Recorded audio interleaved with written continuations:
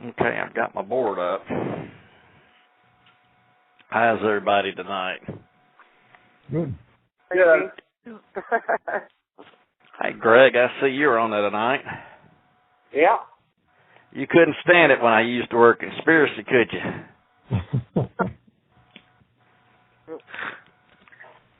I thought that might be a good word.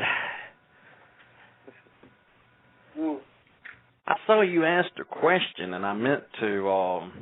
You were talking about a museum that would reflect the Earth according to the Bible.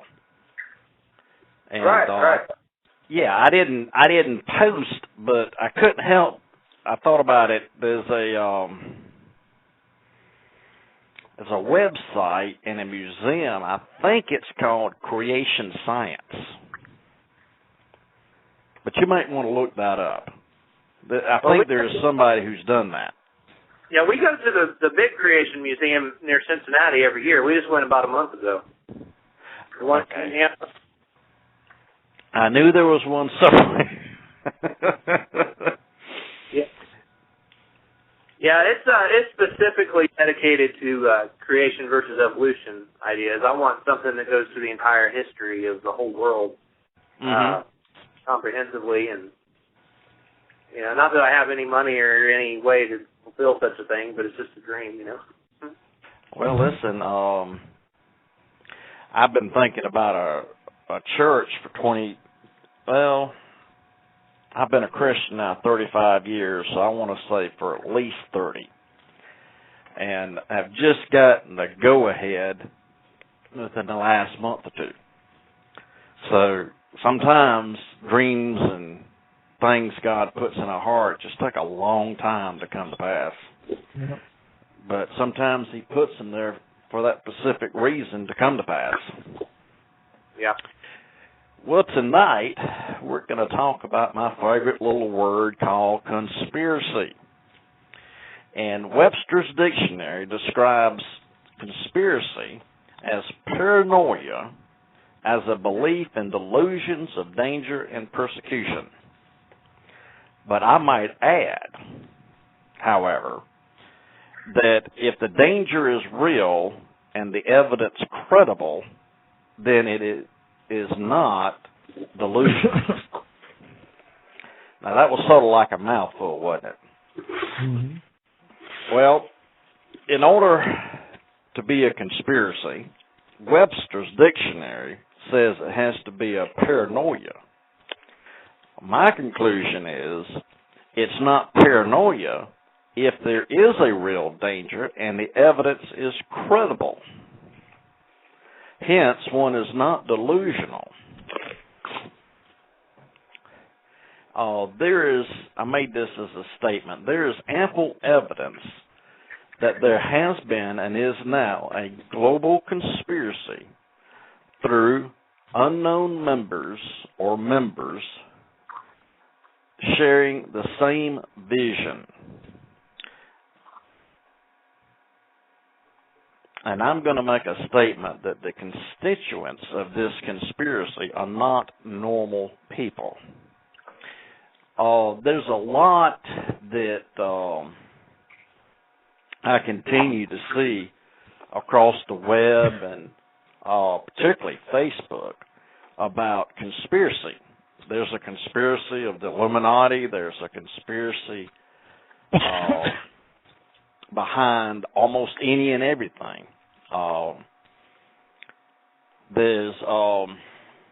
posted a post recently about possibility. I probably should have phrased it as this is a possibility, but that doesn't rile people up quite as much as stating something as fact, and I guess it's a little bit about me that likes to get them riled up. So I posted that Obama was the Antichrist. But I probably should have said that, there's a possibility here. He certainly is a likeness of one. But, it's more interesting, I think, to post it that way and get people's opinions and get them sort of talking back to you. And I was sort of surprised at the kind of things people believe. And again, I think it sort of underscored the fact that there's a predominance of almost delusional beliefs that circulate, particularly on places like Facebook. So what I wanted to do tonight, I wanted to bring in subjects like false flags, what are they? I wanted to talk about what I think the real conspiracy is in the world, because I do think there is a real, true conspiracy. I don't think this is a conspiracy that is related to just one group or to even one nation. I think it's a worldwide conspiracy. And I think when we're through tonight, I think you'll agree with me. These are some quotes I'm just gonna read to you that are actually out of my book, Fallen Angels, because there's a chapter in there that deals with this. In these troubled times, will the world continue to sleep as the juggernaut of the apocalypse gets closer and closer, or will it awake?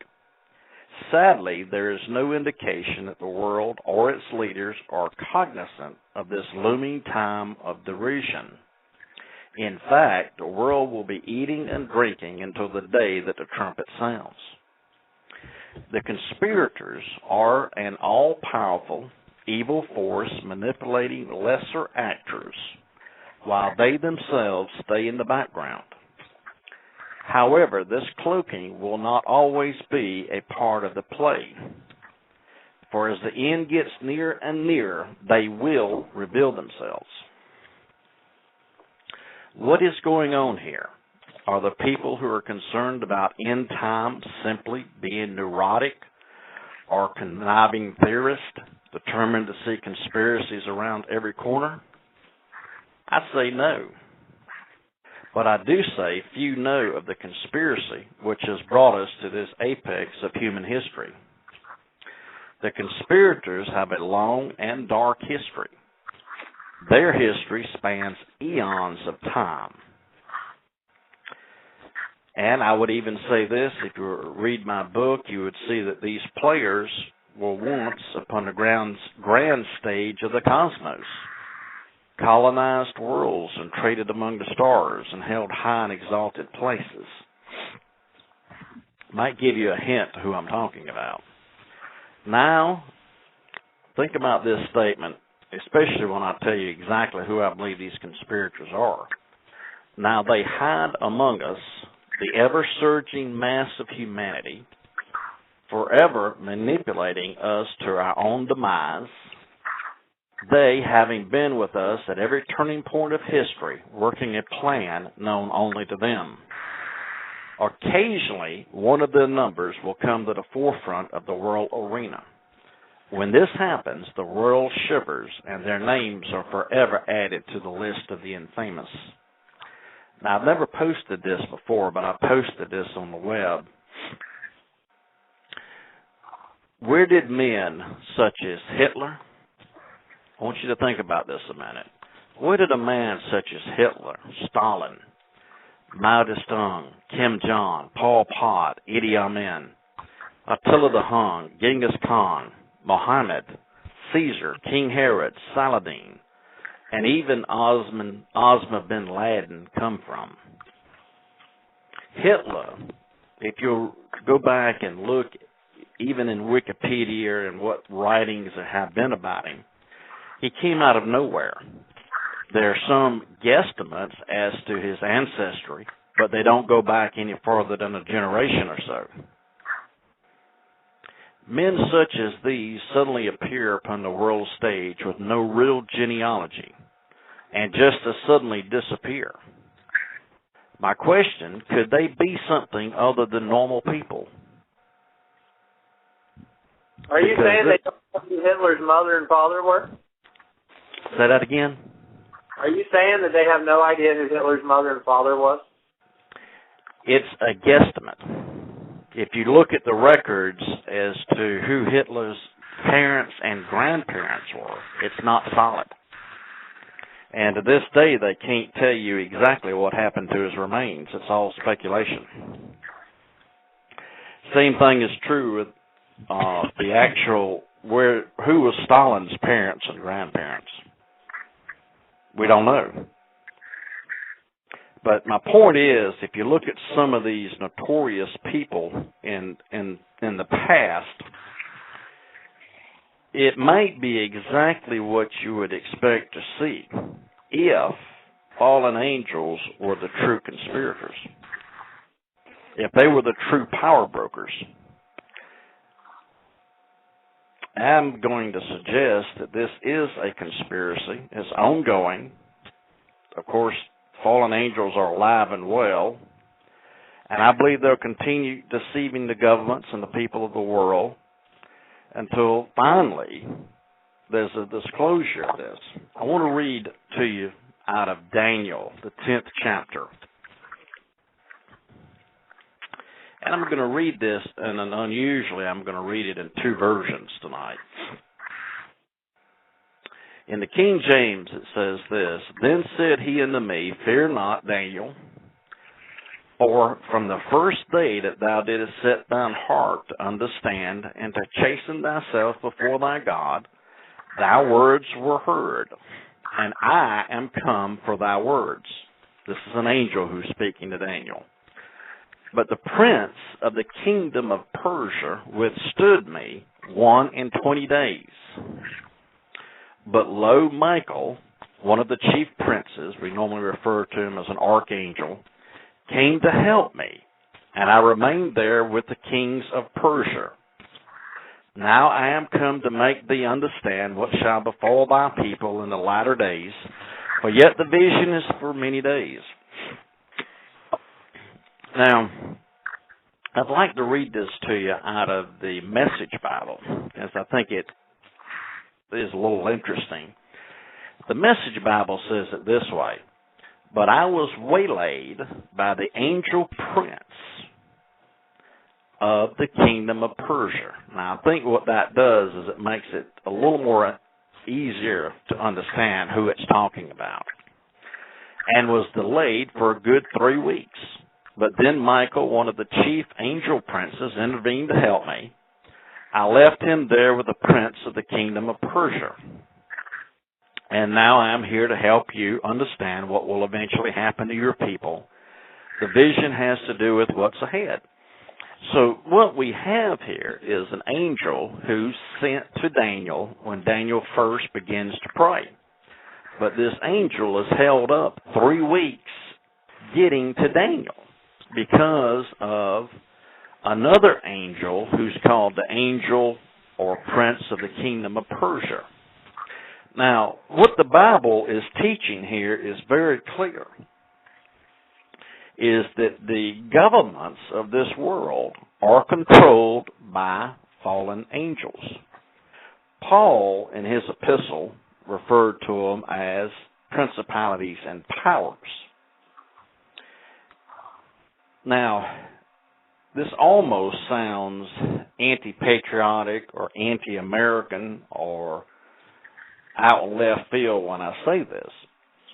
But the government of our country is not controlled by your vote, my vote, by the Republicans or the Democrats, even by Obama himself.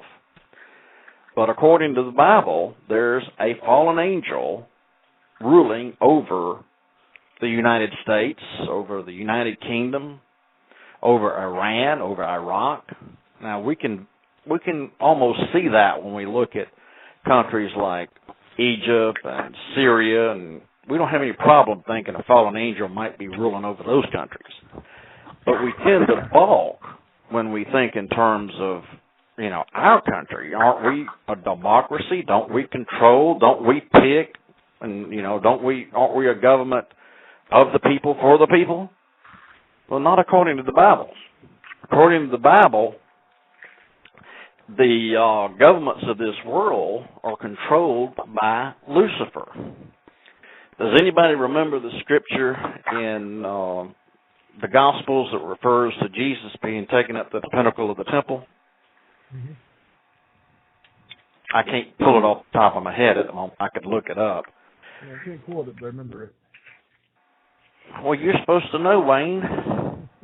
It's Matthew 2 or 3. somewhere in there. Matthew what? 2 or 3. It's right there somewhere. Yeah, it's fairly close in the beginning there. But anyway, as the story goes, Jesus is taken to the pinnacle of the temple and is showed the kingdoms of this world. And Lucifer tells him if he'll fall down and worship him, that he'll give him the kingdoms of this world. Now, what's interesting about this, the fact there are two things that are interesting about this statement that's made. And one of the things that's interesting is that Christ does not argue with him. He simply doesn't say, no, you don't own these things. You know, there's no argument made. So it's a confirmation there that, as Paul in his epistles wrote, that Lucifer was the god of this world. Now, to some Christians, this really becomes a stumbling block. We're taught, particularly in a Calvinistic manner of thinking, that God controls everything. Well, that could become in question when we start looking at fallen angels ruling over nations. But that can be also answered in a Calvinistic manner by saying that God ultimately controls everything but allows evil to have its way. So you can rationalize it both ways. And, you know, it's obvious that God could intervene, God could have his way, but he's obviously allowed evil to have its plan. Now, one of the things that I believe is that when we look into the book of Revelation, we see what many today call a one-world government. And I believe these fallen angels have been working for eons, not just, you know, most conspiracies are sort of like in the lifetime of a conspirator. But these fallen angels have had a plan, a drama, if you will, that they have been unfolding through the years. And I believe we see that clearer today than we ever have.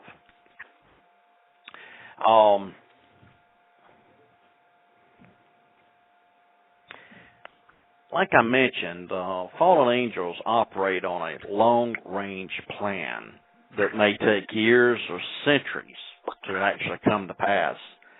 But they're dedicated to evil and to the overthrow of nation states and creating some sort of a one-world government, a one-world religion, and a one-world monetary system.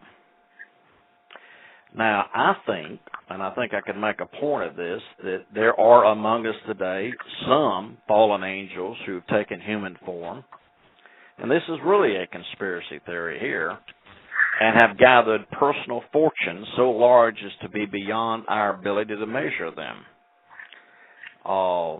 Amazed bank accounts, shell corporations, and probably have the wealth of some of the smaller countries, even control private armies. They hide among mankind. They control drug cartels, perhaps even some of the ones in physical form, perhaps even control countries. That was my thought with what I mentioned earlier about the Hitlers of the world.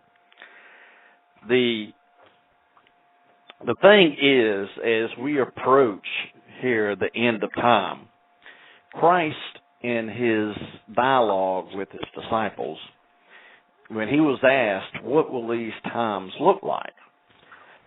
He made the statement that they will be as the days of Noah. Now, just for the sake of the rambling, which I think is something that sometimes, well, that's not a good way to put it, let me put this, extra information is added sometimes in statements, I think, simply so that those who don't understand still don't understand. And I think that's the case here, because it goes on to say that they'll be married and given in marriage and blah, blah, blah, right up until the day of the end. And it's amazing to me how many people read that And that's all they hear out of those verses. And it never occurs to them to ask to themselves what was different about the days of Noah. Well, if you go back and say, okay, let me just go back and look. Well, the 6th chapter of Genesis talks about the days of Noah. And, of course, I post a lot along those lines as to what was going on. But we find that the sons of God, and in Hebrew that's Beni Ha-Elohim, Beni being a group, a specialized group, and Elohim, you'll find this combination is only used 6 other times, and it's in the book of Job, and it's translated as angels. And the Alexandrian Septuagint translates it as the angels of God. Now, why is that particularly important? Well, it's particularly important because it's a story unlike any other story that's ever been told. If, as the majority of Bible colleges would teach today, the Beni Ha-Elohim were the godly line of Seth intermarrying with the ungodly line of Cain. But the problem is that this produced, in the King James uses the term, giants and the men of renown, probably referring to those of the Greek mythology. And the problem you deal with is any of the other 3 theories, whether they're rulers or the godly line of Seth, nowhere do you find a godly and ungodly people who intermarry, and produce giants. It just doesn't happen. So whoever these Beni Ha-Elohim were, they were otherworldly. And correct biblical exegesis is to look at where that term is used elsewhere in the Bible and to translate it always the same way. So hence, the translation in Genesis, the 6th chapter, would be the angels of God came into the daughters of man or Adam and took all of them that they chose. And there's sort of a inference in the Hebrew there that these women, the daughters of Adam, may not have had much choice in it. Well, that sort of brings us up to what's going on today and the New World Order and what I feel like is the conglomeration, if you would, of what the real conspiracy is. In Genesis, the 6th chapter, when these fallen angels, I think we can agree they were fallen, they certainly could not have been godly, when they took human wives and produced the Nephilim, that happened at least one other time because we find giants again mentioned in Numbers, the 13th chapter, the 33rd verse, when the children of Israel go into the promised land. And you can read about that. That's quite interesting. And Goliath, interestingly enough, was not even a giant. He was the son of a giant. And then you can read on in 2nd Chronicles and find that they're lion-headed men, that they're men with 6 toes, 6 fingers. And you'll think about things like the Sphinx in Egypt, which is the lion with a man's head. And in my book, Fallen Angels, I talk about this in a little bit more detail, that these things actually walked the earth. Now, the question would be, what would happen today if things like that walked the earth? How could you get away with that? Could that possibly happen again? Well, I think it can. I think there has to be a global deception. And I think that the final conspiracy, if you will involve fallen angels and hybrids, which will be under the guise of aliens. Now, what do I mean by that?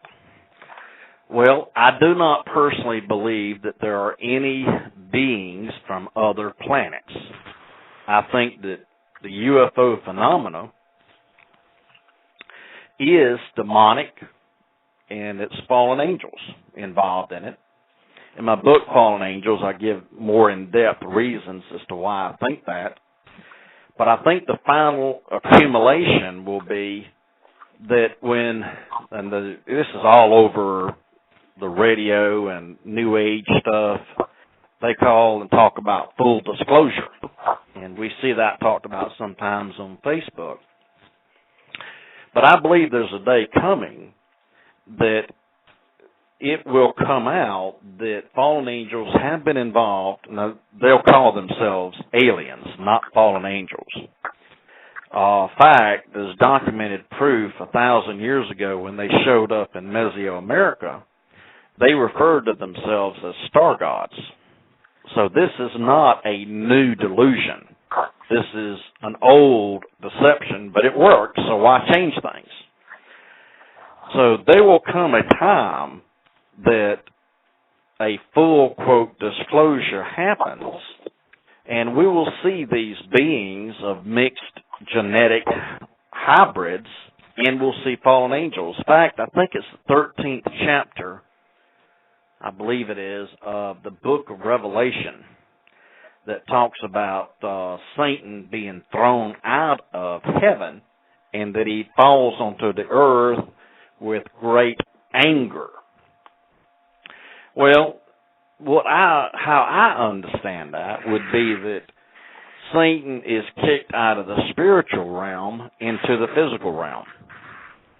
Now, we can assume that when that happens, his followers are also kicked out, and any kind of hybrids or anything that they have been doing in this UFO phenomena, which if you look at the UFO abduction phenomena particularly, there are about 4 million people in the United States that claim to have been abducted, and many more than that who claim to have seen UFOs. But the phenomena is very much what you would expect to see if you read Genesis, the 6th chapter. Women are taken out of their bedrooms at night. They're abducted. Their sexual organs are manipulated, and they're put back. And is that they will be abducted a second time, and something is removed from them, perhaps a fetus or whatever was implanted. Now, that sounds very much like what was probably going on in Genesis, the 6th chapter. Now, I personally tend to think that these fallen angels have manipulated genetics and played with this enough through 6,000 years that they have probably been able to get away from the fact that their hybrids are giant in size and shape. I think they're probably more human-looking now than they would have been 6,000 years ago. But I think it's the same evilness that's going on. And I think the day will come that they come out of the spiritual realm and they end up here on earth, and it will be under the guise of them being aliens. You know, you couldn't hardly expect a fallen angel to walk up and introduce itself as, oh, I got kicked out of heaven, ha, ha, ha. No, it won't be that way. Now, I would expect, and I think this probably throws most people, but I expect fallen angels also to have technology. Now, why would I say that? Where do I garner that from? Well, there's a book that was found among the Dead Sea Scrolls called the Book of Enoch. And in this book, it mentions and talks about fallen angels teaching mankind different crafts and different technologies. And so I suspect that since that was used 6,000 years ago, that it's probably the same parrot that's being used today for the governments of this world. Now, this brings us back full circle to conspiracy theories. Now, do I believe that there are aliens under, Deuce Air Force Base? I don't know.